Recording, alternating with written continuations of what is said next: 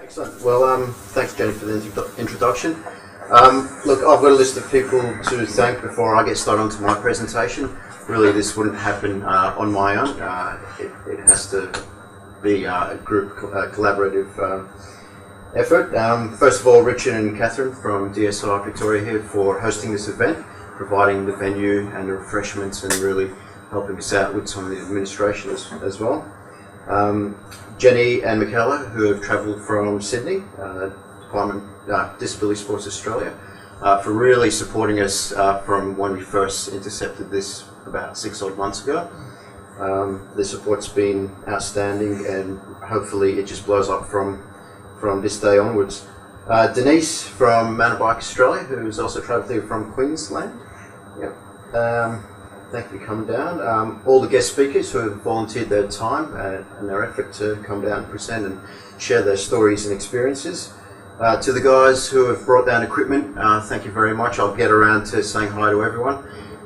We've got about 5 bits of equipment, hand cycles and adaptive mountain biking gear, which we'll look at and demo after the presentations. And again, to everyone for coming down, welcome. Everyone that's streaming live, thank you for joining us, and everyone that will watch this later on once it's recorded and uploaded. Well, I guess I'll get stuck into it then. I'll run through just our schedule real quickly. I'll kick off now, pretty much. Then we'll get on to Campbell Message. We'll talk about some of the crazy stuff he's been doing out in Victoria and some of the things he does to help integrate people with outdoors. We've got Denise from Mountain Bike Australia, who'll be talking about sort of the administration, high-level sort of stuff, and how we can work together to really push this on a national level. We'll take a quick break, 15 minutes. People can duck off to the bathroom, get to know everyone in the room, and we'll kick back straight into it at 11 o'clock with Jenny, who will talk about some of the things that they've done to help push sports from the grassroots all the way up to the higher ends of sports and recreation. Julia from Parks Victoria will be talking about some pretty cool stuff with the trail walkers, some very specific equipment to help people get out there on the trails. And as we know, sometimes a lot of the trail walking things that we get out on are very similar to a lot of the cycling things that we get on, so there is a common interest there between the two. And Bill Forrester from Travelability has a wealth of knowledge from speaking over the phone with you in the last couple of days. So welcome and thanks for coming down. At 12 o'clock I'd invite all the guest speakers to come at the front, and then we'll open up to everyone that's here. And if anyone wants to comment on the live stream, please do so on the YouTube link that you're looking at, and Michaela will have a read of that and we'll answer it in the Q&A time. From there, we'll take a quick lunch break, and then we'll get into a quick equipment demo just outside around the corner for anyone who wants to try the equipment and jump on it. There'll be a few people that help out with transfers if need be. Break the boundary. It started back in 2012, about 4 years after my accident, and just a bit of brief on where I come from. I just had a mountain biking accident in 2008, and just really that passion to get back onto the trails in some form or another was just burning inside of me. So I developed Break the Boundary as a way of helping other people realise the potential to get out there on trails and reconnect or connect for the first time with mountain biking. I do come from a very sportive, a very competitive background, so I've always been like that prior to my injury and post-injury as well. And it's good to have a bunch of speakers here to sort of balance that out with the recreational and leisure side of things as well. So you'll be getting a taste of the full spectrum of the participation that people can get into.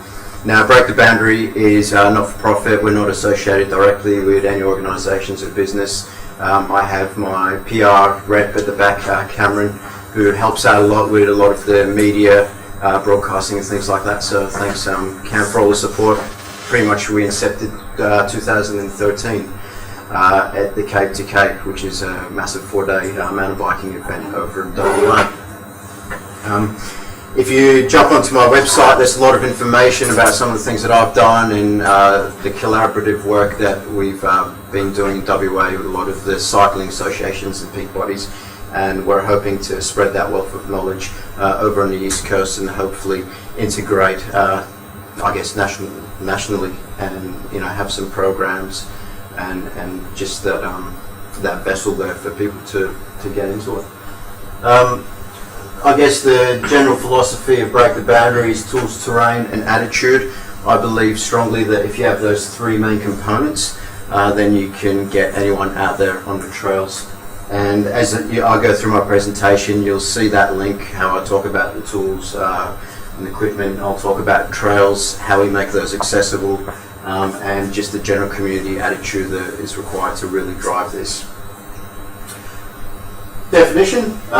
So what is adaptive mountain biking? It's a very high-level definition, and it encompasses riders who typically can't ride a standard mountain bike, a leg-powered two-wheel mountain bike, and it's to cater for people with physical, intellectual, neurological, or sensory abilities and disabilities. So it is, I like to think of it as the overarching category, and then from there you break it down into off-road handcycles, off-road leg-powered trikes, and then you got tandem bikes and so on. There's an array of adaptive equipment out there, and it's really up to the individual's imagination as to what they can and can't ride. So that's how I like to define it. I guess if anyone likes to challenge that, I welcome that in the question time, and I'll allow for a few minutes afterwards if you want to talk about that, but I think it's a good all-round thing.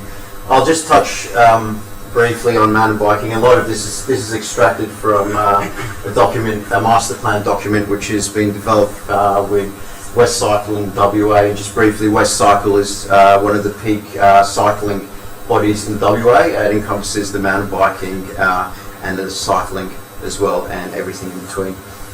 So they have a statewide plan. I imagine in every other state things work a little bit differently, but that breaks down in WA to regional plans and then local plans, and that helps drive, I guess, keeps things at a set standard in terms of design and events and functions. So this has been extracted from there. All these things still apply to adaptive mountain biking in my mind. If you look at the styles of mountain biking, you have your cross country, you have your downhill, your free ride, your park, all mountain, touring, and cross cycle. And a lot of these things do sound very sporty and competitive, but in a lot of events that run existingly with the mountain biking clubs and associations, there are participation categories for people that just want to try it. For some people the first time, for some people they just don't like that competitive edge, which is absolutely perfect, and I think a great way to introduce people into the sport. So people join in for leisure reasons, people that tend to go out, once a week, that sort of thing. People who are enthusiastic about it, they like to just ride on a recreational level. Skills vary, fitness levels vary as well. People, such as myself, who like to be a bit more competitive in the sports category and challenge other riders and other people to get involved.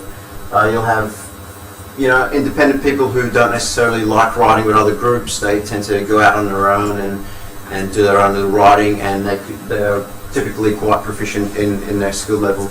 And then you have gravity, which is some really high-end skill level sort of riders that really compete at a high level.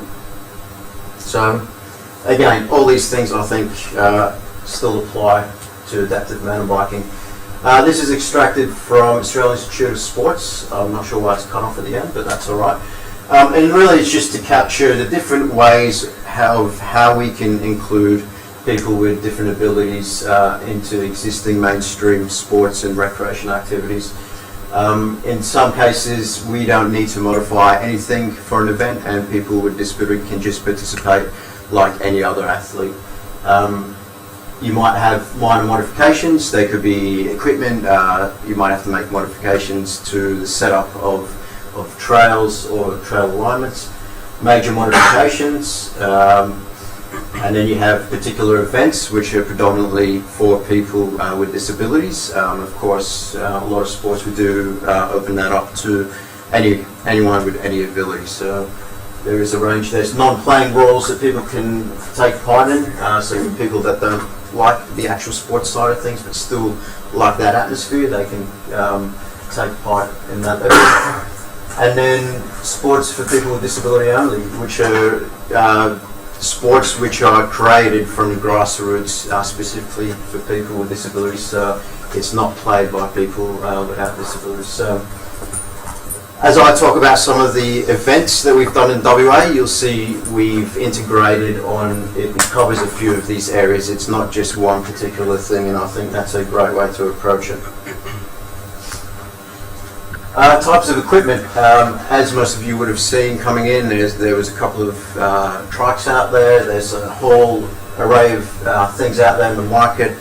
If you start looking offshore, internationally, people with mechanical and engineering backgrounds come up with all kinds of crazy contraptions, and it's really there to suit a particular need, for an individual or a small group of people. Traditionally, is there a laser on this? Yep, there we go. Traditionally, you have your recumbent bikes, and that's been around, since the early 50s when road hand cycling has been around, and it's really an adaptation and an upgrade from that to cater for the terrain that we tackle off-road.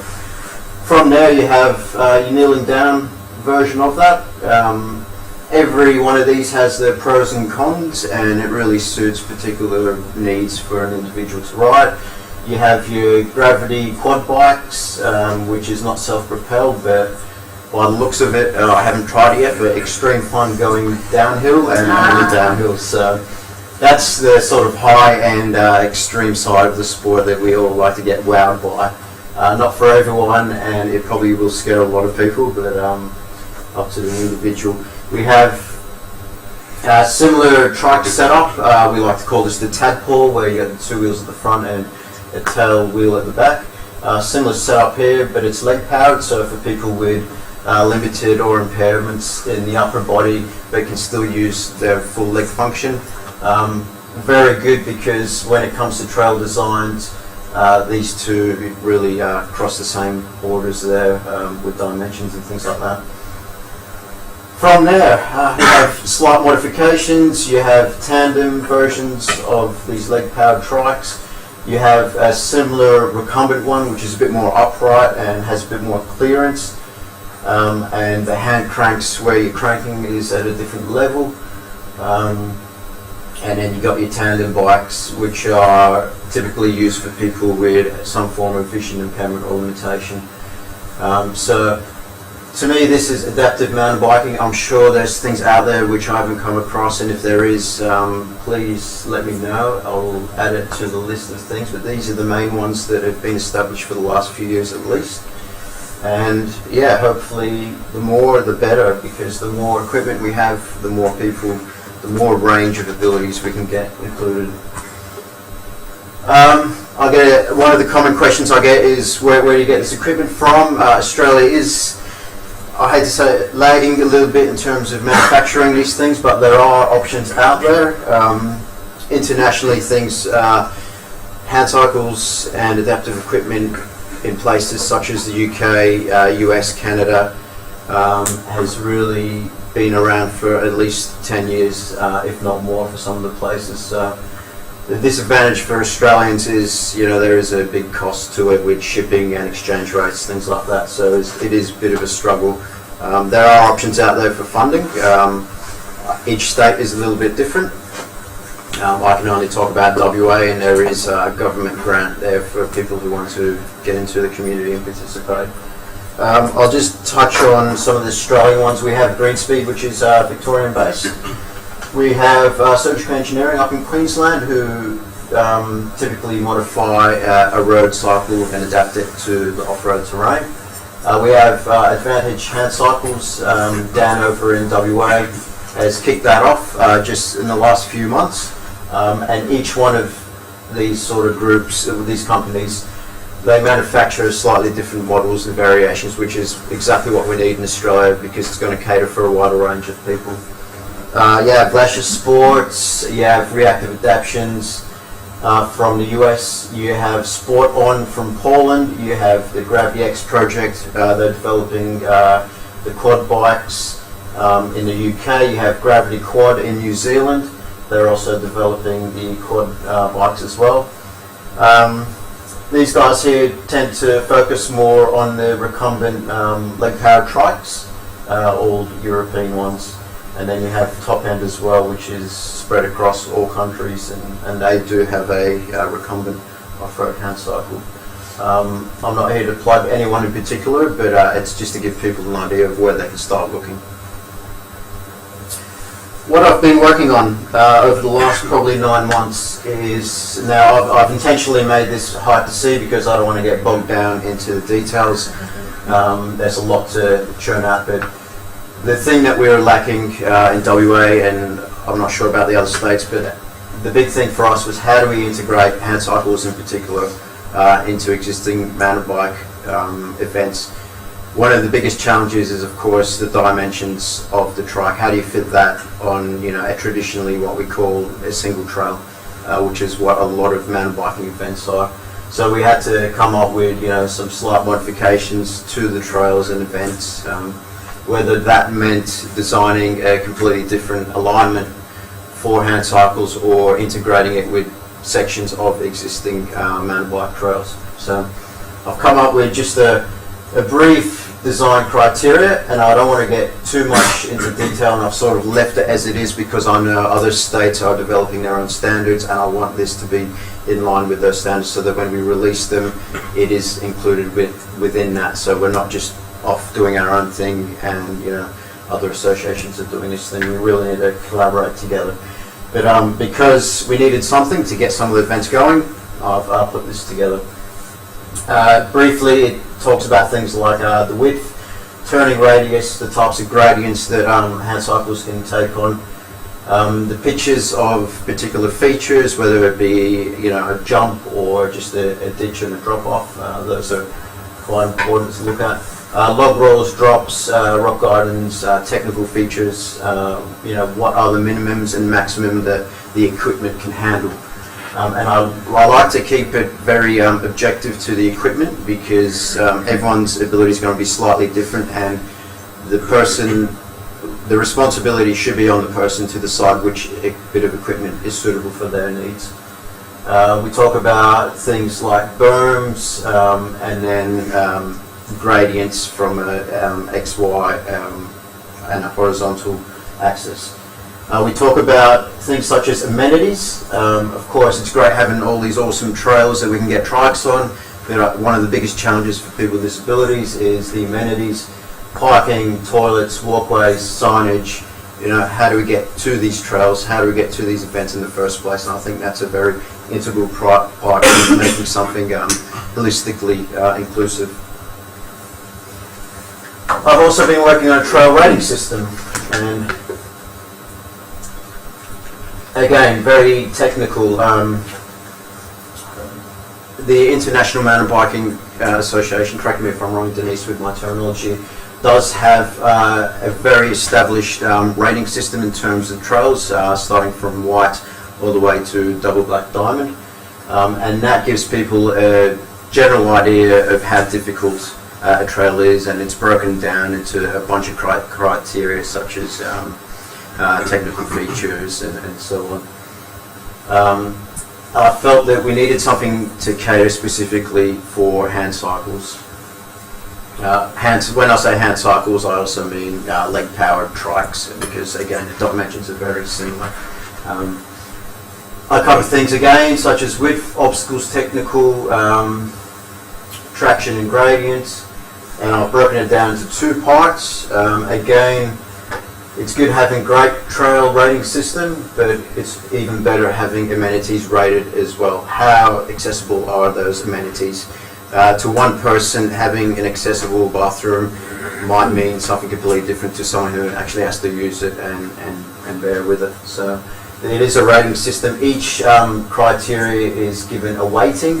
So the aim of this is for anyone, whether you have a disability or not, event directors, race directors can take this as a template and they can almost audit the trails that they're planning on having for an event, so they can say, okay, this is the rating, and then people can look at it for themselves and decide is it suitable for them. I'd like to see this formalised in some sense, so that the rating system is publicly made available for existing trails, so that people can go, okay, I've got my trike, I've got my friend who wants to come out riding with me, where do I go just to do some training, or I just want to go out for a Sunday ride? So they can go to my website, or they can go, for example, in WA we have an association called Trails WA. They've got a nice list of all the walking trails, all the cycling trails, four-wheel drive trails and all of that. I'm working with them to add that on, to say that here's the accessibility rating as well. Two-part rating system, and people can go, okay, this is suitable for me. For some people, the amenities thing might not be a really big deal, so you know we can deal with more things. For some people, such as myself, who are very adventurous, I'll take on any single trail that someone will throw out at me. So the trail rating part of it is not as important to me. So the output of this, it is very technical. The output, I like to keep it as simple as possible. This is what I want the public to see.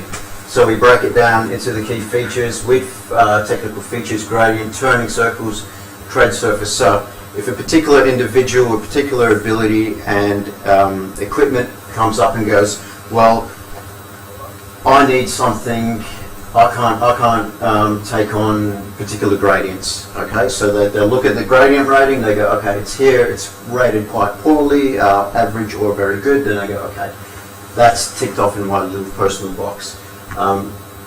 You add those up, you get an overall output for the trail rating. The amenities, again, each individual criteria is rated individually, and then you get it's actually a conversion. It goes through as a numerical value, but then there is an equation that I use that spits out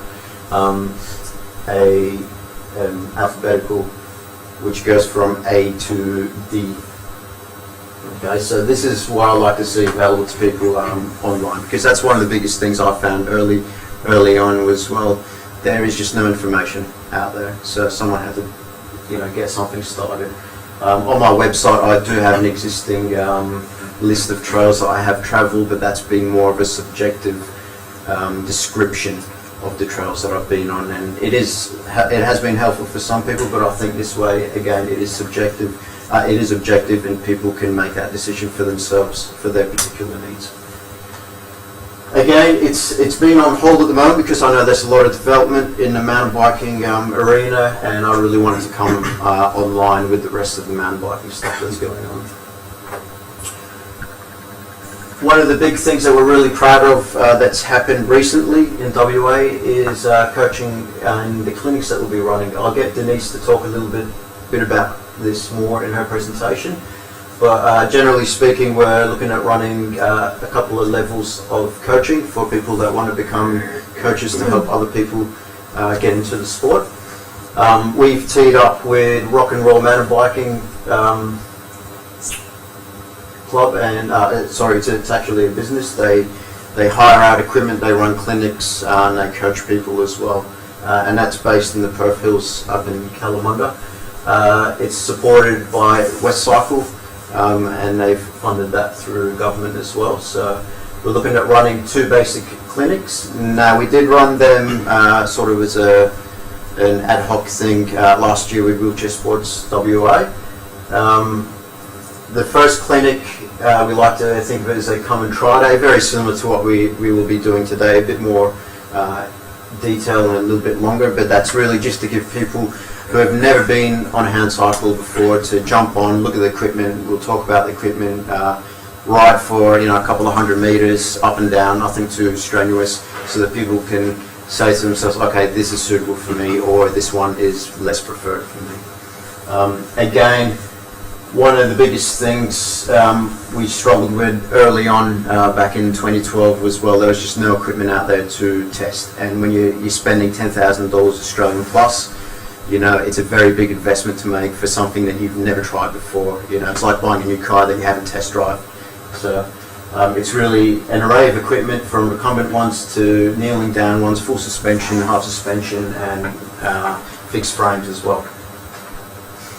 So, and then from there, we will run a second clinic, which is try the trails. So people have tried the equipment. There's a few weeks in between to give people a chance to loan some equipment out from the sporting associations. And then they'll be a bit more physically prepared for it, and we'll run through one of the trails. We've put it down as a 6 kilometre stretch, which is mostly downhill. There are very few climbs. We want to make it as fun and enjoyable as possible. Very scenic in WA. It's a beautiful place. Starts at Sculpture Park in Mundaring, which is a very historic place, which goes down to one of the, I think it is the biggest dams in WA. Very scenic all the way down. And then we just shuttle back up to the starting point. Next group of people go down as well. So we got the dates there. These have been officially released, 17th of September and the 29th of October. Now this is probably prime season for mountain biking. It's just after the cold wintry season, so the trails are nice and compact and nice and grippy for us to get out there and smash it out. Not too hot.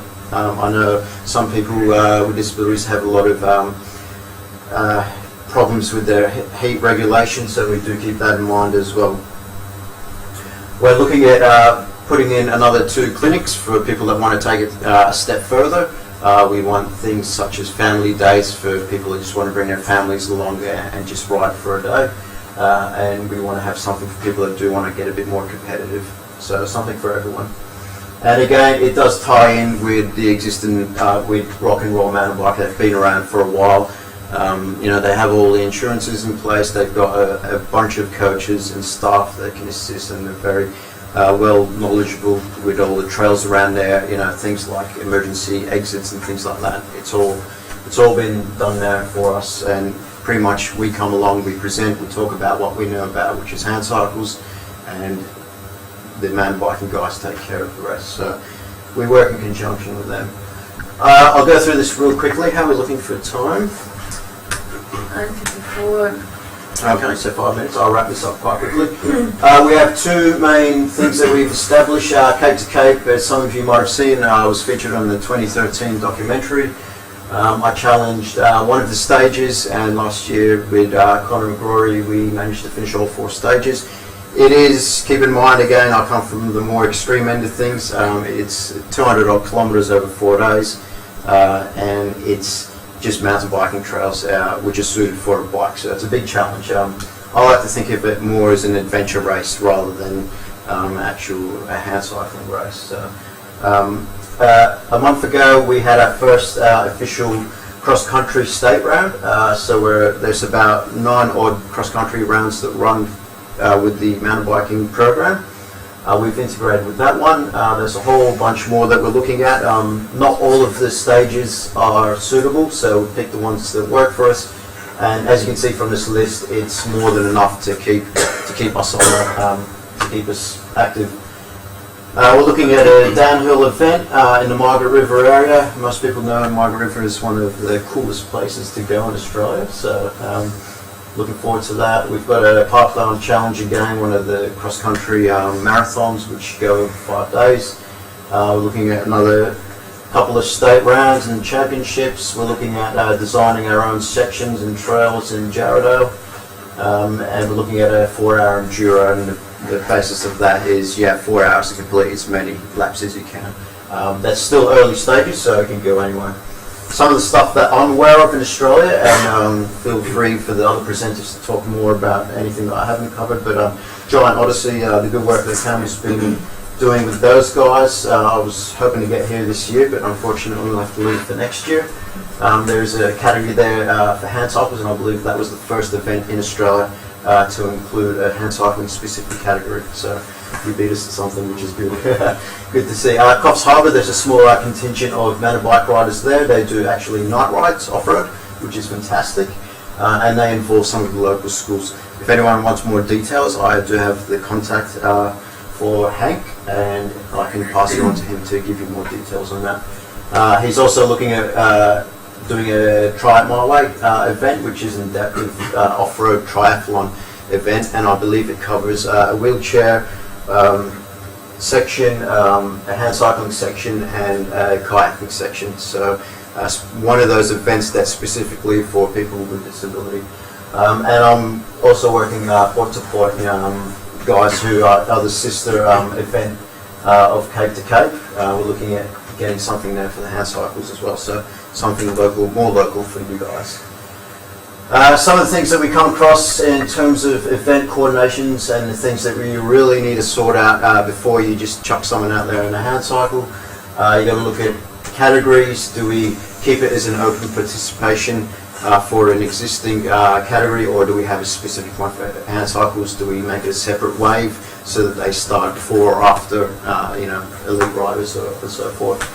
We look at detours and new alignments. Sometimes in some sections when it gets really narrow and hairy, we have to detour around, and it's a simple sort of, well, there's a fire break a kilometre away, and we just sort of bunt that off and add some extra signage. The signage that we have come up with is specific. You can see it in the bottom right corner.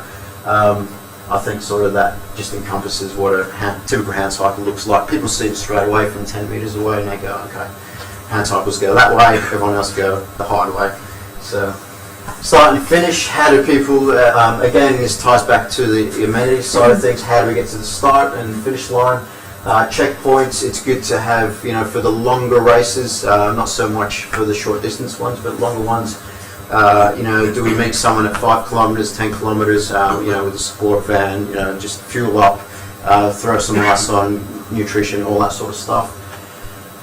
Support personnel, usually things like having a physiotherapist on hand, or just a general support, to get wheelchairs out of the cart, help people transfer, that sort of thing.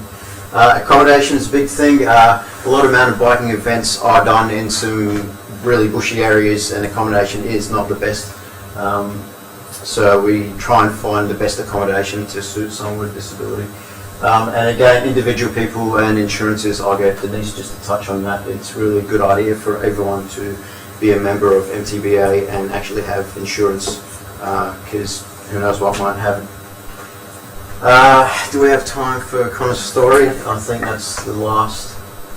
I'll skip Connor and we can talk about him later. But Connor is a great example of someone who's come out of the hospital 1 year after his injury and has just absolutely blitzed it in a range of sports, in particular off-road mountain biking, and just a really passionate fella. Australian Tour, okay.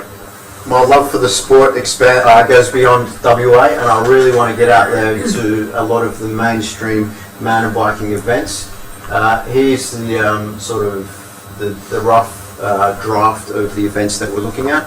I will be working with all these race directors to have something accessible for handcycles.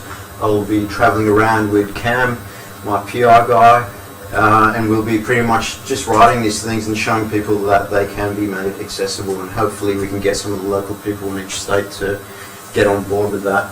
In between that, and I'll get Jenny to talk about it a bit more, we're looking at running demo days in between all that, so rather than me just riding my guts out, it'll be good to sort of have some downtime and do some presentations to community organisations, sporting associations, and get people trying out some of the equipment again.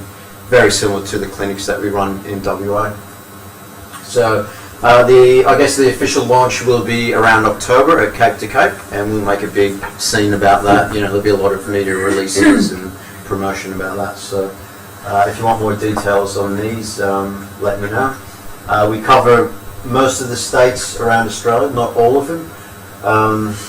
And that really just comes down to our logistics, and the sponsorship that we have is limited at this point, so we can do as much as we can with what we have. Some of you might have come across some of these. They are based in Victoria, some of the big ones. And yeah, looking forward to that. I will wrap it up because we're a little short on time. breaktheboundary.com, or you can email me directly. I usually get back within 12 hours. Andrew@breaktheboundary.com. In our intermission, I will go through Connor's stories, just a 4-minute sort of rundown on what he's done. But yeah, that's pretty much it from me. Do we have question time, or are we going to have to roll? I don't want to chew into it. Yeah, look, I'll save my questions if anyone has any for the open panel at 12 o'clock. So just hang a few questions there. So thank you. That's me. All right, and as your MC, I will introduce our next guest. Just a real quick blurb about Campbell Message. Now, most of you know Campbell. He's a leisure specialist and client liaison for the Victorian Spinal Cord Service here in Victoria. Campbell works in the Spinal Community Integration Service as a leisure specialist. Campbell and OT colleague Ruth, who I think is here as well, work with people 1 year after their discharge from rehab, aiding their transition from home and reconnecting outpatients with their chosen interests and communities. Campbell has recently challenged the outdoors on his off-road hand cycle and looks forward to this month's Melbourne half marathon. Good luck in that cold weather. A strong advocate for inclusion in the outdoors, Campbell is a great example of the recreational participation of adaptive sports. Campbell, thank you, and yeah, join me on bringing him on board. Is there, and slides are left and right. Okay, you're yelling at for help. Yeah. Mechanical, you just got a video. I'll have a quick chat for 5 minutes, then I'll bring Ruth and Emma over as well, because they've been involved in some of the stuff we've been doing.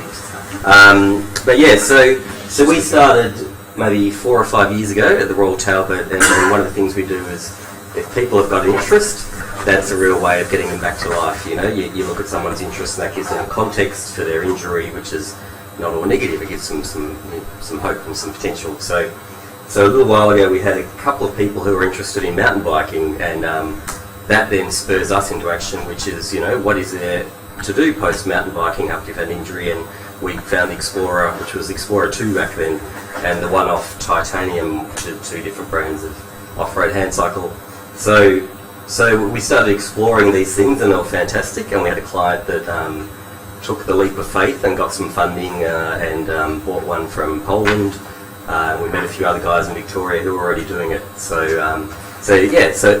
we touched base with people, and it was a really positive thing.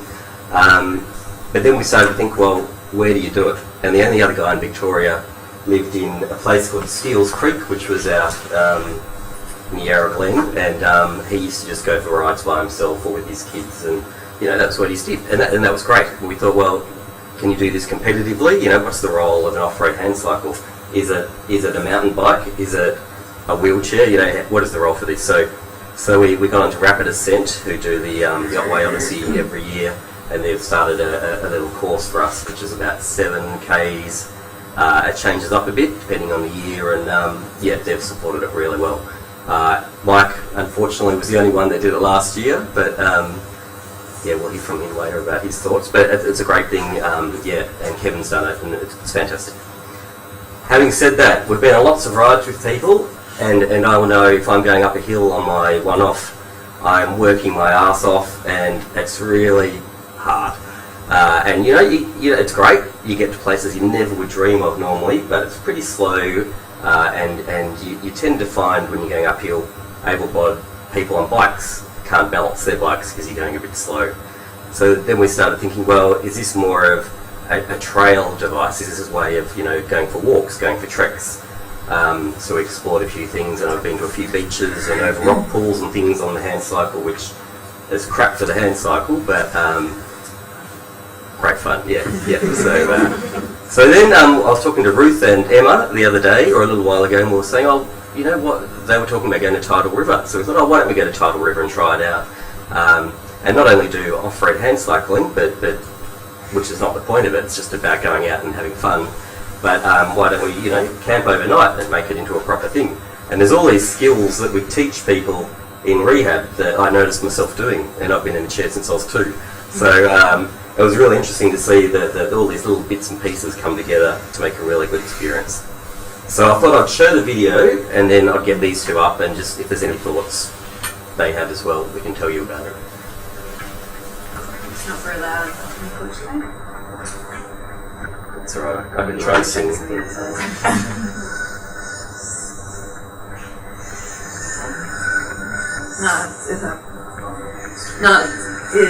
The cable plugs in the other. Yeah. This tells you more just by looking at it anyway. Oh, there we go. Oh, sorry. Oh, thank you. Oh, there's 2 volumes, sorry. That's right, yeah. Well, okay, so cool. I didn't pick the colour.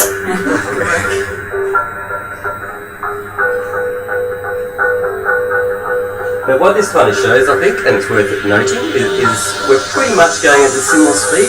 I think, yeah. Apart from here.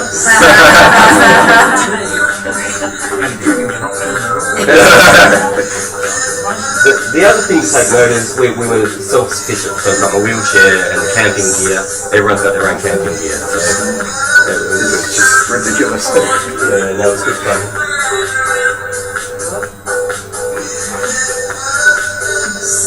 The other thing we wanted to do is, and we talked a bit to Parks Victoria, and Julie's around, was change the attitude of local Parks Victoria staff as well, so they know to expect this kind of stuff and it's okay.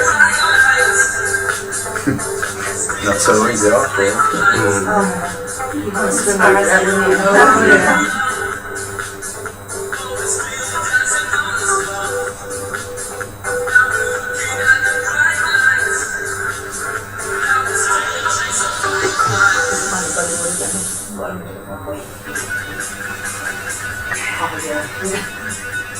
And we're hearing the anthem.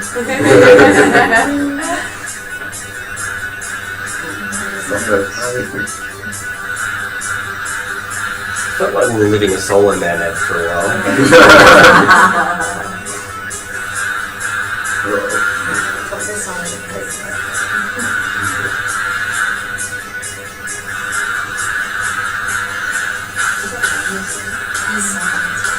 That might not look sweet, but I'm sure it was 9 degrees.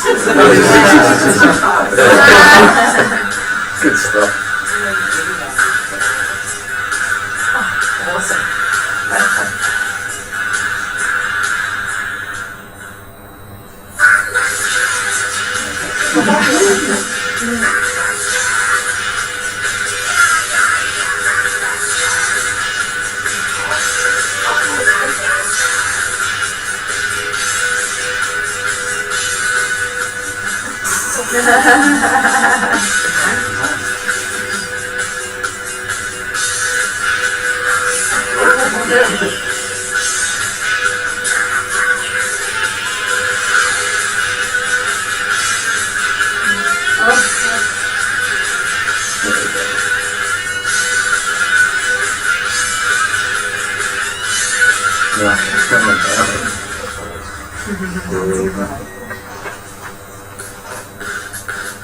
Look, and even though the hand cycles here a lot, and that was, you know, probably the attention given to that, the point of it was that we could all just go and do this stuff together and have a really nice time.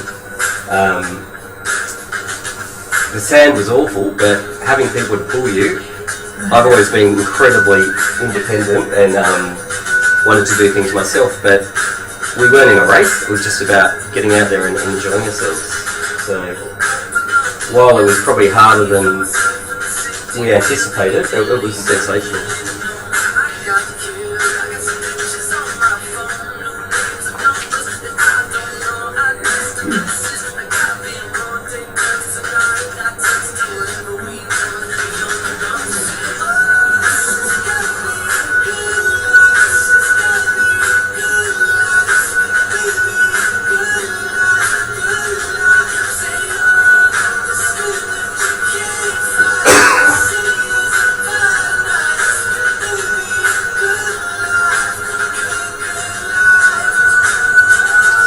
Get paid for this as well, just to let you know. So yeah, look, if we've got time, I just thought I'd get Ruth and Emma quickly come up as well. So yeah, the point was that we just went out and had a lovely time. That's really great. Yeah. Did you guys have any thoughts about it being harder, too hard with a chair, or not hard with the wheelchair? Not at all. I think, yeah, it wasn't, even the pulling bit wasn't, it was almost just being a little bit of a, like we weren't towing or anything, we were just a bit of weight. What's the word for it? Like Resistance. Resistance. So it wasn't, you know, uphill, there was a lot of uphill, and that... The last couple of Ks maybe. Yeah. That was pretty horrible actually, but... The steep steps. But the stuff that you know was not there a lot of was just the, you know, we were on that beach for a few hours and that's stuff you wouldn't normally do. You know, I've never been to a beach like that, and that was the important thing. I think. It was a lot of fun. Yeah. So- Great place to park. Can I ask a quick question? Yeah. Having done a lot of teamwork stuff, did you guys feel a little bit closer together? Was it a team building, a bonding experience for you guys? Yeah. Well, yeah, it really was. Yeah. Yeah. Why are you hesitating? Unfriended. Yeah, I know. I Yeah. think the weather added to it as well. Yeah. And also I think we got better at the whole hiking experience towards the end as well. Mm. All amateur hikers too. Yeah. First open up hike. For all of us. Yeah. Experts now. Yeah. And it was something nice to see people. Partially, people will walk past who are hiking as well and marvel at what we're doing. The other people would just kind of go, "Oh yeah, that's cool," and keep going. And actually, no one stopped to help. Did they? You took them off guard with the traps. Sorry. You took them off guard with the traps. The traps. Oh yeah, exactly. Yeah. But there were cyclists on the tracks. Yeah. And they were like, Breaking the rules. this is so close. Sorry. Yeah. I was just going to ask if the videos on YouTube, I would imagine it'd be a fantastic, just promotional, motivational, kind of thing for young up and coming mountain bikers. Yeah, well, and look, that's a good point. Well, it is on YouTube. I'm not sure where it's not searchable at the moment. We'll have to work out how to put it somewhere. We'll make it Easy easy. download. Yeah, we'll get it. Did you? Yeah. I didn't realise it was you. Yeah. I met you guys, but I didn't meet you. I looked at that. It's a hat. But yeah, look, and the stuff Andrew's doing is incredible. You know, that's the whole structure now that's going to inform other things. We've been working on a lower level, and they marry beautifully together. So, the more bikes there are around to try and borrow, the more places that are accessible, the more we, push official mountain bike events, but also open up trails for use and width, and make sure there's not too many bollards in the way. This can really grow into a sport or a recreational, enjoyable thing that people want to do. I think that's probably certainly my experience. The reason I got into it, I rode before, I've rode some cycling, but I got into it so that I can go and do things with my life and well. What I've found when I go to parks is that there are severe obstacles to stop trail bikes that we've been getting, which obviously affect us as well. So it's probably those procedures we need to look at is when we're going to a park, really contact about opening gates and that sort of thing. As in road bikes. Yes. Oh yeah. Forward drives. Those bollards, Anything that's obstructed and As stopping a the motorcycle moment I've just waded into enough mountain bikers pile up behind you, they just carry you through it, which works fine as well. the obstruction habit. I'd just say we've got a great example in WA of someone who loves getting out with his family, and he does take his off-road wheelchair and discovers some of the trails out there, but very limited to that. And as soon as we started bringing in hand cycles, he's out there, his wife's on a mountain bike, his two kids are out there on a mountain bike together, and these trails have been literally in the back of his house, for five odd years that he's been living there, and finally this equipment comes along, and we figured out what trails are accessible, and he's discovering new things and doing it with his family, which is a really big thing for him. I mean, I saw people did the hikers and sort of thing. Yep, that's awesome. So yeah, All right. continue. Yeah, I think we'll wrap it there. Yeah, no worries. Thank you. Sorry. Thanks guys for that. That was amazing and really a great example of how it's not just about sports. For the most part, I'd say a good 80% of people, it is about that recreational leisure stuff. Doing things, other things such as camping and fishing and all this exploring stuff and hiking, which aren't specifically hand cycling. It really gets you out there to explore that again, or explore all that again. Next we have Denise Cox, Operations Manager of Mountain Bike Australia. Mountain Bike Australia is the peak governing body of mountain biking in Australia and delivers a range of services to members, clubs and the wider community. Mountain biking has MTBA has over 13,000 members and over 150 affiliated clubs and private promoters.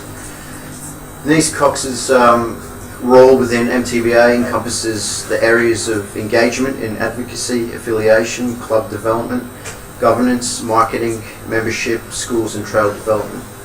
if you could join me on welcoming Denise.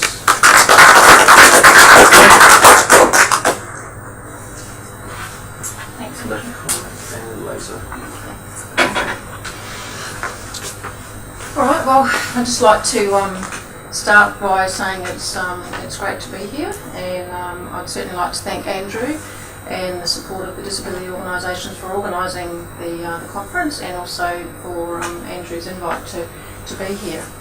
I'm just going to run through a bit about MTBA and a little bit about the organisation, some of the governance behind the organisation, some of our events, and Andrew's asked me to touch on some key areas around how MTBA, Mountain Bike Australia, could include adaptive mountain biking in our core business. I'll just start with that, and then I'm happy for any questions at the Q&A session. Right, so basically, what is MTBA? Andrew's mentioned it's a national organisation that governs mountain biking in Australia. We are not recognised as a national sporting organisation with the Australian Sports Commission, and basically what that means is we don't receive any funding from the federal government to deliver, whether it be high performance programs or whether it be participation based initiatives. There's a long history behind that which I won't go into, but so we're basically member funded, so we're looking at ways at the moment to diversify our revenue base and actually, I suppose, ensure the sustainability and viability of Mountain Bike Australia into the future. So this up here on slide, these are our four core business units. So the basic operations around running the national sporting organisation, and then we touch on engagement, which is where my sort of area of focus is. Events, we have a fairly large events portfolio, which I suppose caters for the elite athlete or the riders that are aspiring to be in the national and international sort of world mountain biking. We have our pathways, which covers all of the skill development, the coaching, which Andrew touched on briefly about the good work that's happening in WA. So as a national body, we sort of set the pathways, I suppose, and the skill progression in those areas. So who is MTBA? It's we have a management committee of 11. We have 12 full-time staff. We've recently relocated from Sydney to the Gold Coast. That relocation occurred in November, October last year. We moved to the Gold Coast with 2 full-time staff and 2 working remotely, and now we have 12. So we've gone through a considerable amount of change in the last 6-7 months, including upskilling a whole new set of staff, trying to improve our service delivery now that we have the human resources in our organisation, and also establishing a new office and sort of forming those linkages. That move has been beneficial to the organisation. In Sydney, we were one of sort of a blimp on the radar, I suppose. And now that we're on the Gold Coast, we have some good partnerships with Bond Uni and various other organisations. But I think it's brought us closer to grassroots. If you know what I mean, like kind of in a regional area, a regional city, as opposed to a big city, we're actually starting to see some of those benefits come through. We have 150 clubs throughout Australia, 35 affiliated private promoters, which are basically commercial event operators who deliver mountain bike events. Approximately 13,000 members. Our membership has increased by 18% in the last 12 months, which is quite an impressive figure. We've just gone through a strategic planning exercise in the last couple of weeks where we've set some ambitious targets for our membership, but we have some strategies in place on how we can incorporate more people into MTBA and offer a service that is beneficial. We have 200 commissaires, so we have 200 officials that officiate at events, not only national events but club events. Every club event needs to have a commissaire or someone to make sure that the delivery of the event is safe. We have over 207, that's fairly accurate. We have 207 accredited skills instructors and coaches accredited through MTBA. And MTBA look after the disciplines. Andrew's touched on some of the disciplines in mountain biking. The ones that MTBA focus on is cross-country Olympic, cross-country marathon, gravity enduro, downhill, observed trials. I'm not sure if many of you know what observed trials is. Basically it's hopping around on the back wheel of your bike on a range of obstacles that are man-made or natural obstacles. And you get penalised when you put your foot down. We actually have the world champion in observed trials in the female category, Janine Jungfels. I've just read an article. She did an article with SBS recently, and it was titled "Australia's Most Unknown World Champion," because people don't really know what observed trials is. So. And we have cyclocross. Mountain Bike Australia has taken on the development and the overseeing of cyclocross recently. It used to be come under Cycling Australia's sort of portfolio. Mountain Bike Australia have now sort of taken on that as another discipline, and cyclocross is a fairly strong community in Victoria. We actually have a couple of national rounds coming up in Victoria. And we have our social media, so we have 21,000 following us on Facebook, 10,000 on Instagram, and just over 5,000 on Twitter. Our governance structure, we don't operate under a federated model, so that means that we don't have state and territory associations. So, there's good and bad about that, but I suppose one of the good things is that MTBA gets to communicate directly with our members.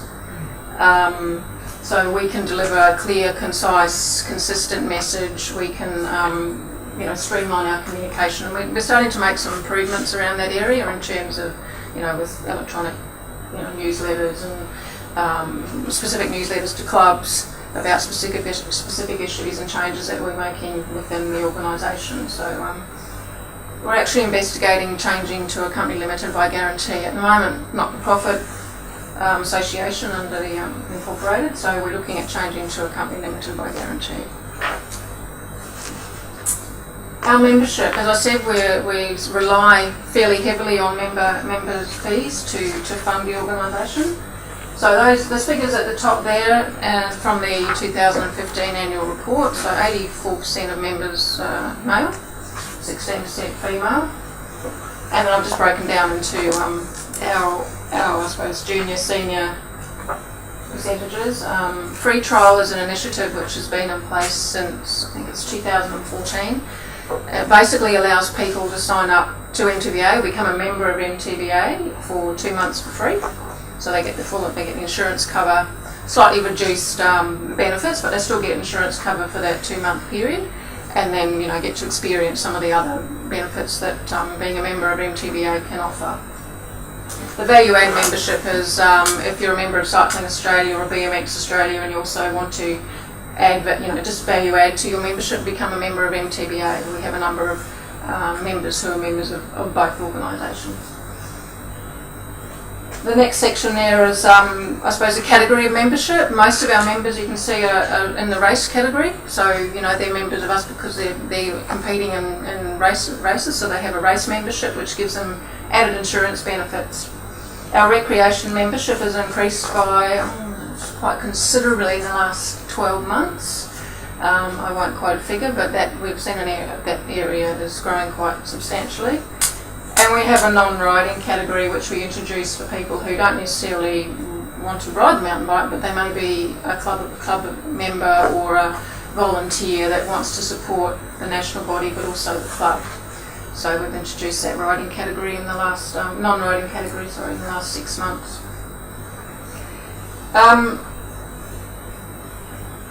The insurance cover, we provide 24/7 insurance cover on any type of bike, but we only provide insurance for racing mountain bikes. So if you're commuting or training, then the MTBA, it doesn't have to be on a mountain bike, the MTBA insurance cover will cover that. We have public liability and personal accident insurance.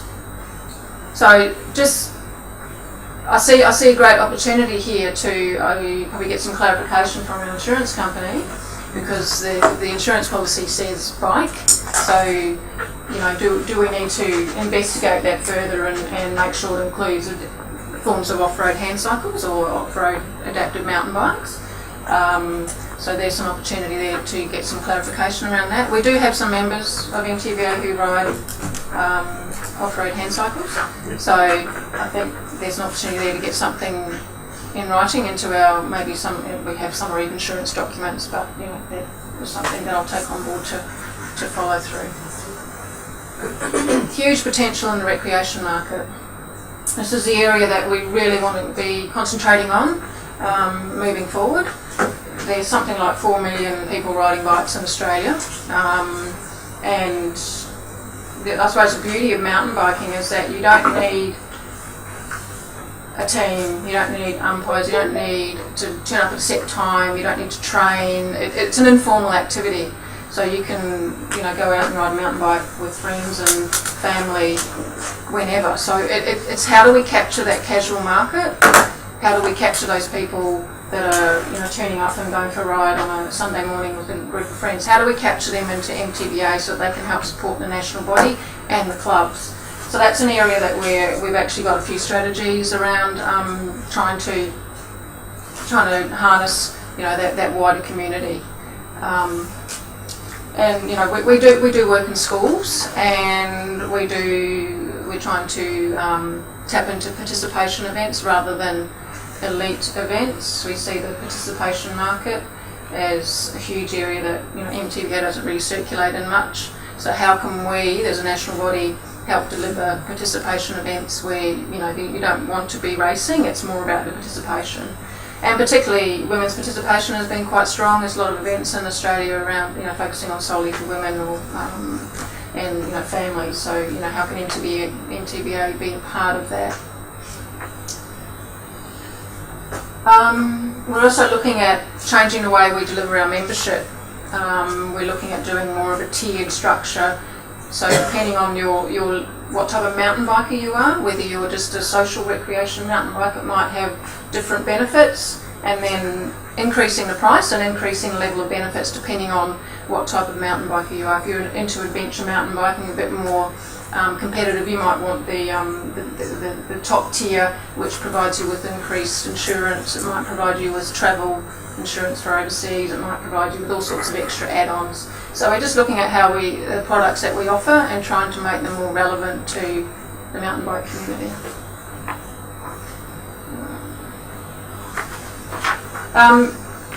National events. Andrew asked if I could touch on how we do our national events at the moment. MTBA delivers approximately, or maybe slightly over 25 events around Australia annually. Now those events are funded through entry fees, membership fees, and also host fees. There's some, you know, you may or may not be aware, but there's a strong push to decentralise not only national sporting organisations but also events and take them to regional communities, take them to regional areas, because people can see, those communities can see the economic benefit and the tourism benefits of having a national event in their region. For example, in Bright, the last 3 years, we've held the national championships. So it was a 3-year deal. We received funding to actually take the events there.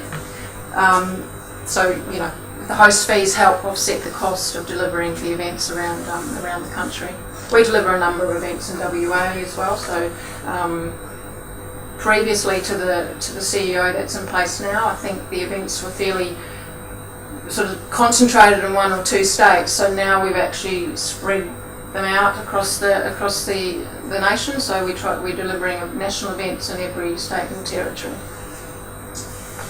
We have 2 ways to deliver a national event, whether MTBA takes on the full onus of organising and coordinating in partnership with a local club. So for example, in Bright, we partnered with the Alpine Cycling Club to deliver the event. They provided volunteers and did a lot of the trail work and you know, a lot of the on the ground activity. MTBA, you know, came over with but we partnered to deliver the wider infrastructure and all of the higher level stuff that goes with delivering the event. The other model that we use for our national events is Our marathon series is a good example. We identify existing events that are already taking place in the calendar, and they come under the umbrella of the MTBA cross-country marathon series. So the Flight Centre Epic, which Andrew mentioned on the slide in Queensland, that's one. That's an existing event which is part of our cross-country marathon series. So, that we partner, we rely a lot more on the private promoter or the club to help deliver a quality event, and then MTBA provides, support services to that. So that's the two ways that we deliver our events across Australia. I spoke about how we're looking at trying to decentralise our events and also include participation events more into our calendar. UCI categories and non-UCI categories. So our national events we're governed, or we have rules and regulations to follow that are obviously handed down by the international cycling body, the UCI. And then we can also add non-UCI categories, which is up to the organiser we can add those categories to the event, but they're not recognised by the UCI. But we can still add, like we do at the National Champs. We have an under 13 downhill, and it's not a UCI category, but we can add additional events to our national events. So I was having I think about ways that MTBA could be more inclusive of adaptive mountain biking at the national level. Obviously, we've got our membership benefits. Andrew's touched on the Level O skills instructor course that has been delivered or in WA or I think they ran it about 3 times. Yes. I think there's one more to go. One more. Getting involved in. Yeah. And So that's just a really basic introductory. Yeah, it is. The Level O skills instructor course is about more about teaching people how to ride, as opposed to the coaching side of things. But it's a fairly generic course, so it encompasses all genres. We have. I was talking to Evan James, who is our development coordinator. He's actually moving. His role is now going to be more heavily focused on the coaching side of the business or of mountain biking, and he is very keen to work with Andrew and others in the community to develop a Level 1 handcycle skills course. So that's about that whole pathways and trying to service a wider community and within the mountain bike community. So Evan's actually he said he'd be keen to partner in developing something on those lines. We have a club recognition framework that we're developing, and part of that will be seeing our 150 clubs around Australia receive, I suppose it's like Scouts, receive a badge for achieving in junior development and receive a badge for event delivery. So, is there a way that we can incorporate clubs that are actually providing activities or being inclusive of adaptive mountain biking? Is that another sort of club recognition framework that we can help to promote and include adaptive mountain biking on a national level? Our national events, I had a quick chat to the CEO before coming down here, and we can investigate how we can include adaptive mountain biking to our national events. We'd need to do that on a consultative process. We'd need to be able to consult with people in the community to help us work through some of those issues that we may have, and so we probably need to have some open dialogue around that. But it's certainly something that we could look into. MTBA deliver trail workshops. Based on the old EMBA, which is the trail rating system that was mentioned briefly before, we deliver trail building and maintenance workshops. It's usually on a as required basis. And is there a way that we can incorporate some of those trail guidelines into our workshops?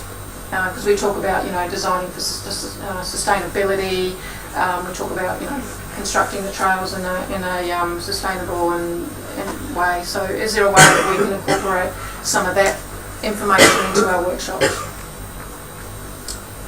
We're in the process, we as in Mountain Bike Australia and a number of people in the community are in the process of doing trail standards and guidelines around the design and construction of sustainable mountain bike trails. I'll touch on that briefly in the next slide, but again, can we make sure we incorporate something specific about trail design for adaptive mountain biking? There is discussion of forming a professional trail builders association. So again, is that an opportunity for the adaptive mountain bike community to have some input or some consultation or some way of liaising and some dialogue with the people who are building the majority of mountain bike trails in Australia? So then, is there an opportunity to have that linkage? And I jotted down a few others while just before. We're talking about there was mention about rating the trails in terms of, are they suitable for adaptive mountain biking, but then how do we communicate that to the community? How do we then let people know in the community that if you want to go for a ride somewhere, where do they go to get that information? MTBA was quite keen to develop a trail app. So, you can just look on your phone and go, okay, well, where can I ride now, and what sort of trails have we got, and, information about them. Are they closed? Who looks after them? Who maintains them? Now, there's a number of those trail apps already out in the community, and one that comes to mind is Trail Forks, which is an overseas driven one, but it does have a lot of information about Australian mountain bike trails. Is there a way that we can include suitable trails suitable for adaptive mountain biking, or the scale that Andrew was talking about? Is there a way that we can include that type of information into the app, into a trail app? Also, again, about being able to disseminate this information, we have a lot of club resources, and we're in the process of developing more club resources and trying to build our club capacity.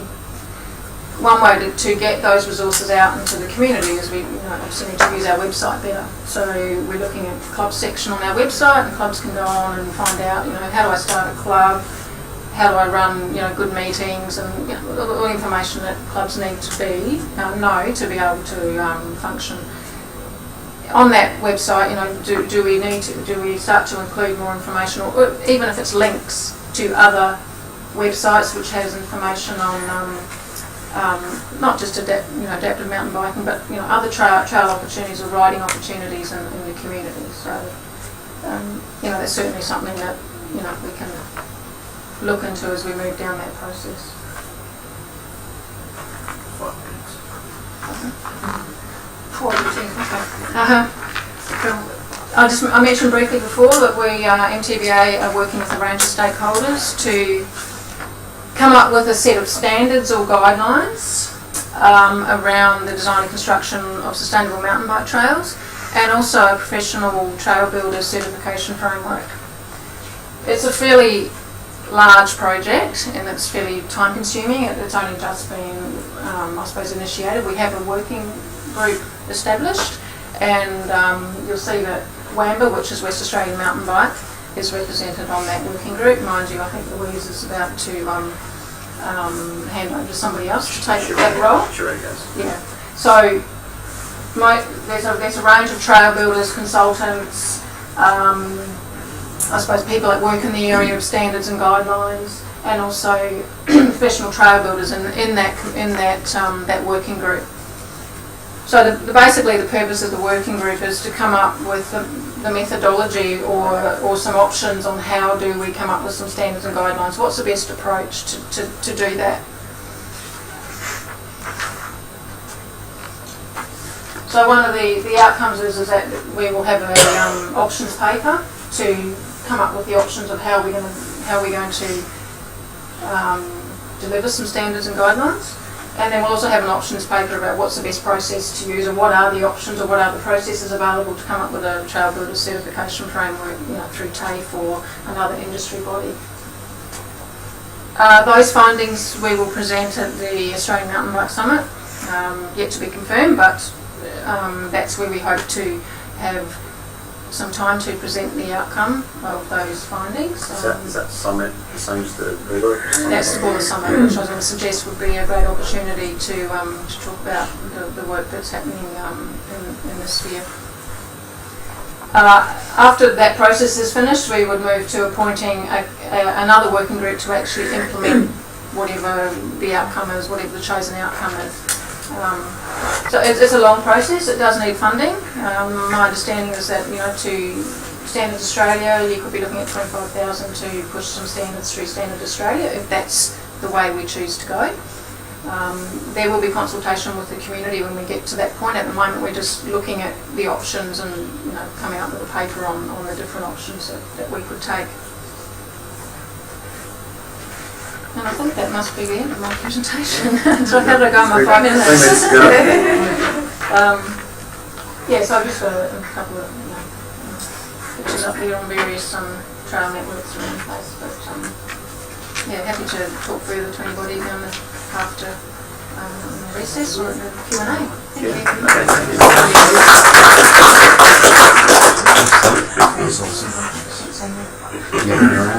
Thank you. Alright, well, thank you, Denise. There's some really good stuff there. Before we get into our intermission, a lot to work there. It seems like a lot of states are doing a lot of good things, and it's fantastic to bring them together in some of these groups that are being established. Just a few notes on that. I think some of the important things are defining with the insurance companies bike. Something we'll definitely need to talk about, and I think it'd be good to get that input from the other states so that we're all on the same page and that adaptive mountain biking is defined in a way that we're all satisfied. And I think that's a good thing now that it's happening, because there are a lot more guys and girls out there on adaptive equipment. So I think that's a really important thing to do. We'll definitely get in touch with Evan James about the skills coaching courses. I think that's a great way to ease people in, for the first time into adaptive mountain biking and off-road hand cycling. Something I will sort of put out there and we can discuss throughout the conference is I propose some sort of maybe a subcommittee of adaptive mountain bikers from each state, maybe a champion from each state. We get online every 3 months and we talk about some of the work we're doing, and then in some way or another we can report to MTBA and say, hey, look, we're all on the same page for each state and we're happy with what we're bringing to you, so that when you are talking about, with the Trail Builders Association, when you are talking about trail apps and the rating systems, we're all talking about the same thing. So a lot to talk about. So I'll put that out there as an objective outcome for the day, and think about it, discuss it. The discussion can go on afterwards with emails and so on. So that's my proposal. We've got a bit of time. We'll have another story of we'll have another example of how someone has really started off from rock bottom and made their way up to a really enjoyable life.